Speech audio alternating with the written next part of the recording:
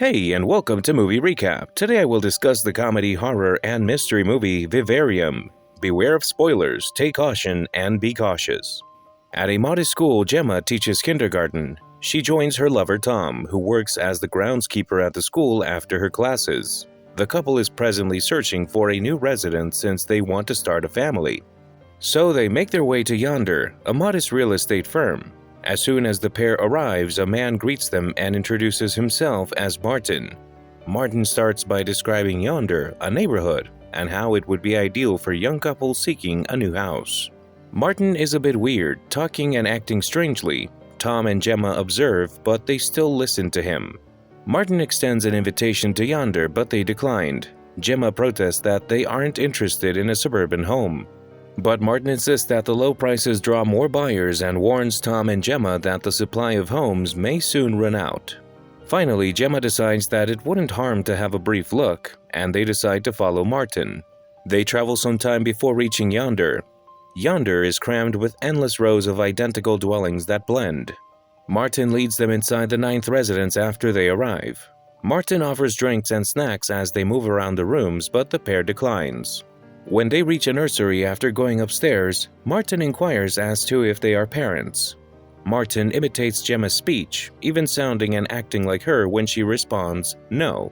Martin vanishes as they make their way to the backyard. Tom and Gemma emerge and discover Martin's car has vanished. They interpret it as a sign to depart and begin driving away. As they make their way through the seemingly endless dwellings, they discover that they keep returning to House 9. When they use their telephones, they find out no reception. They continue traveling for a few more hours but always arrive at House 9. When night falls, their car runs out of fuel. By chance, they locate Home 9 there. They choose to enter the house because they are hungry and chilly. After eating what Martin had offered, they notice the food had no flavor. Tom ascends the roof the following day to determine where they should go. He is horrified to see how far Yonder's houses extend into the distance. Tom advises them to move toward the sinking sun until they reach the edge. They begin to move, keeping their bearing while walking, leaping over edges, and scaling fences. The two are worn out and find a house with lights on after searching for a while. They enter and realize they are back at House 9 once more. Gemma starts shouting out to the person who delivered the package of food and supplies as she discovers it in front of the house. Tom spills the box's contents and lights the home on fire. Tom believes that the fire brigade will respond and that the smoke and fire will notify the appropriate authorities. The next morning, they discover a new box after spending the night at the curb. When Gemma opens it, a baby boy is inside. House 9 is undamaged by the fire and is still standing. The infant appears to have aged 10 years as time goes on. The infant is waiting for Tom and Gemma when they wake up. The young child then begins to speak, appearing to imitate what Tom and Gemma had said. The youngster then requests that Gemma gauge his height. The child is barely 3 months old, it is revealed. The moment baby begins to scream, Tom and Gemma run to feed him breakfast. He is joined by the couple who eat in silence. Tom packs all of the garbage and their leftover food into a box before taking it outdoors. The garbage collector arrives and Tom and Gemma wait for them on the lawn. Gemma claims the trash will never be collected as long as they wait. Tom corrects Gemma when she says the boy always keeps an eye on them by pointing out that the creature is not human. Tom then lights a cigarette, puffs on it and drops it on the turf, but the turf collapses and the dirt is visible. With a pickaxe, Tom scrapes the ground, removing layers. He acquires additional tools, and he and Gemma begin excavating. When Gemma checks the garbage box, she discovers that it has disappeared. The boy is silent when she asks if he stole the box. Tom ignores her when Gemma tries to tell him something and tells her to leave him alone so he can dig. The child secretly observes the pair as they become sexual in bed later that night. The next day, Tom keeps digging and fills the yard with a big mound of dirt. Gemma is confined inside washing laundry, and the engrossed child puts on the television to view an odd feed that features squiggly lines on the screen. Tom follows Gemma inside his car and continues to dig into the night. Tom claims he enjoys remaining in the car because of the smell. The car is the only thing in Yonder that feels real to him in contrast to everything else there. Gemma concurs, stating that she enjoys remaining in the vehicle to take it all in. Tom unintentionally hits the car radio, which then starts playing. The two are taken aback to see that it is still functional.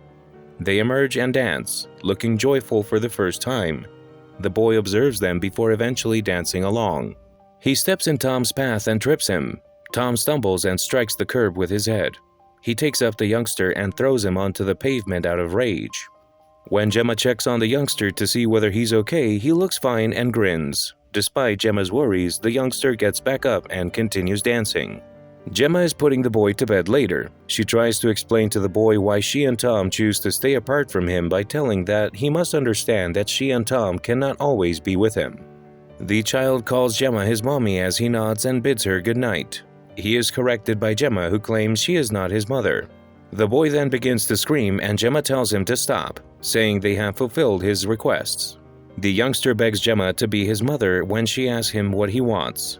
Gemma yells at the lad and walks away in disgust. Tom doesn't answer when she asks him to get in bed with her after that. Instead, he apologizes and claims he's not feeling it. The youngster enters the room the following morning, screams and awakens Tom and Gemma. Gemma then questions Tom about his plans for the day as they proceed to breakfast. Tom nods as she asks whether he'll keep digging. Gemma tries to probe further, but Tom doesn't seem to be in the mood to talk. Tom keeps working in the hole until he detects an odd sound from a deeper location. The following morning, Tom awakens after spending the night in the hole. He enters the residence wheezing. When he runs into Gemma and the youngster, they leave and remain silent. Then Tom quietly eats his breakfast. Gemma and the boy are enjoying a picnic while lounging in a field. Gemma asks the youngster what he thinks the cloud's shape is as she gestures to one. He responds that it has the appearance of a cloud. The child informs her of another as she points to it. Gemma informs the boy that yonder's clouds can be found in various sizes and shapes. Every cloud in yonder is precisely sculpted to resemble one. Tom stays outside in the cold, sleeping in his hole, while Gemma lies in bed sobbing at night. Gemma discovers that the boy has vanished the following day. She then begins to go through the neighborhoods in search of him. The youngster still stands by the hole when she returns to the house late afternoon.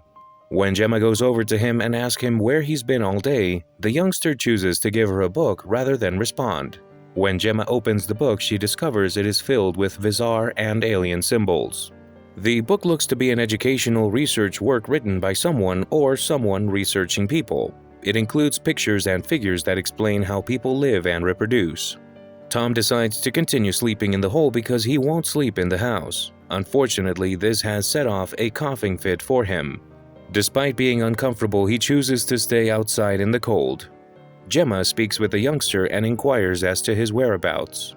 The youngster claims to have met someone but is not permitted to identify them or the occasion. The youngster is then invited to pretend by Gemma. The boy agrees when she asks him to play the part of Tom, imitating Tom's voice and uttering things that Tom has said in the past. The boy then impersonates Gemma after being asked to do so by Gemma.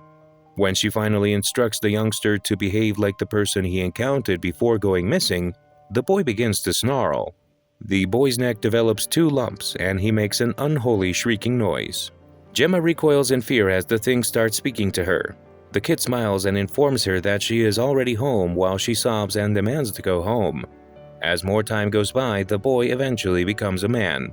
The man queries Gemma's continued courtesy as she serves him dinner.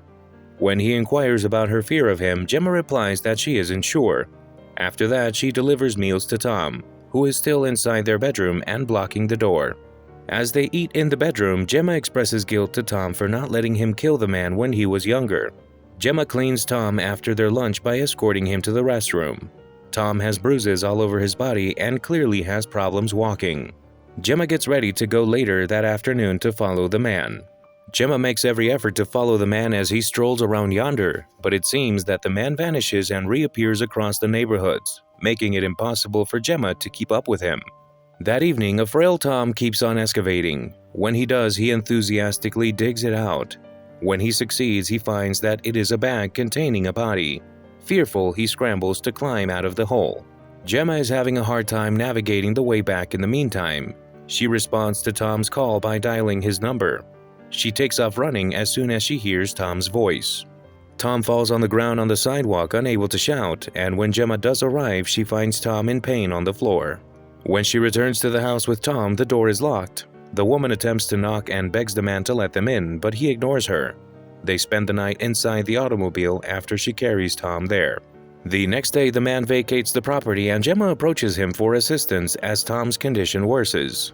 The man grinned and told her he believed it was time to let Tom go. He walks away from them, leaving Gemma on the pavement with Tom in her arms.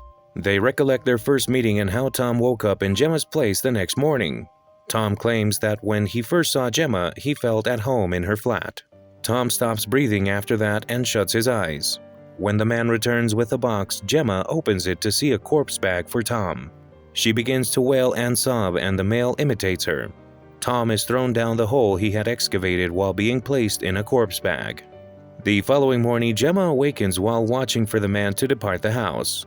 Gemma follows the man out the door while brandishing a pickaxe. She tries to strike the man, but he manages to avoid her blow and growls at her. As he crawls closer to the sidewalk, he reaches out and lifts it. Despite Gemma being able to track him inside, he manages to crawl beneath the sidewalk. When Gemma walks in, she finds herself in an odd living room with a red hue. She discovers a small boy watching television but realizes it's not him. When she enters the kitchen, she finds a woman in tears. Gemma is sucked into the floor where she falls into a bedroom where a couple is having sex. Alongside them, a man is cheering. Once more sinking beneath the floor, Gemma emerges in a bathroom where she finds a dead man in the bathtub. She collapses to the ground once more and awakens at home 9. She gives up and collapses on the ground. She then inquires of the man about Yonder and the reason for their current situation. The stranger informs Gemma that she is a mother and her sole purpose in life is to pass away, but she doesn't respond. Gemma protests that all she and Tom have ever desired is a house as the man places her in a body bag. She's already at home, the man chuckles, telling her. Gemma says one more thing, informing the man that she is not his mother, as he sips up the bag. After tossing Gemma and Tom into the pit with Tom, the man takes Gemma down the stairs. After plugging the hole, he grabs Tom's car and leaves Yonder. When he returns to town, he finds Martin waiting for him in Yonder's modest office. Martin is now severely frail and has aged considerably. The man takes a body bag out of a drawer and puts Martin inside after Martin offers him his name tag. Martin's body bag is then crumpled up and folded to fit into a drawer. The man then waits at the desk for another enthusiastic pair hoping to be taken to Yonder.